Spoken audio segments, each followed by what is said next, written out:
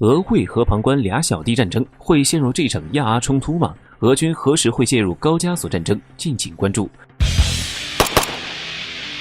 自从亚美尼亚和阿塞拜疆的冲突爆发以来，外界都在观望俄罗斯的态度和行动。两个曾经的小弟之间的选择，似乎对于俄罗斯而言是非常困难的。第三方也是想借此看俄罗斯的洋相。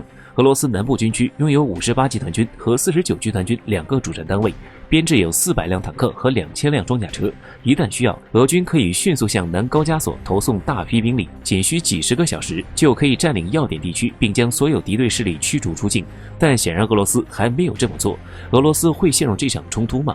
俄罗斯在战争中有什么好处？自古以来，参与战争总是有两个不变的原则：一，不要在不确定自己会赢的时候主动加入战争；二，如果看不到短期或长期的直接利益，那就不要参战。那么，俄罗斯从高加索地区的战斗中将获得什么好处呢？又该选择哪一边呢？选择阿塞拜疆。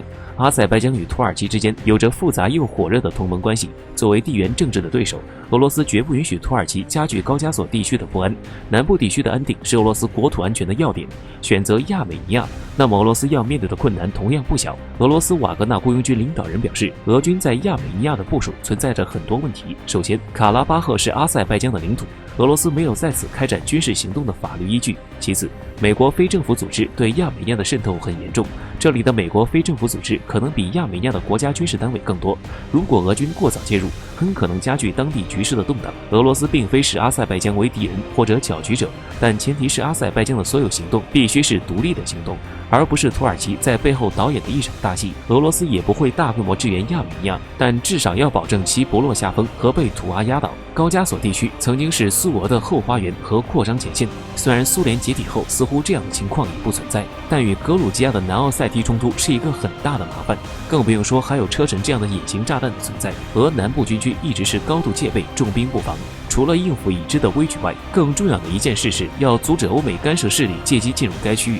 如果阿塞拜疆和亚美尼亚因争斗导致国力下降，引入外国势力，这将使得俄南部的大门敞开，因此对于俄军而言，不刺激此时的局势是最佳的选择。可一旦此地出现打着各种旗号的外国势力，俄军会在第一时间以强大的机动兵力彻底解除这些人的武装。一句话，门户内部的争斗终会有消停的一天，但如果外人介入，俄军会毫不留情地送他们回老家。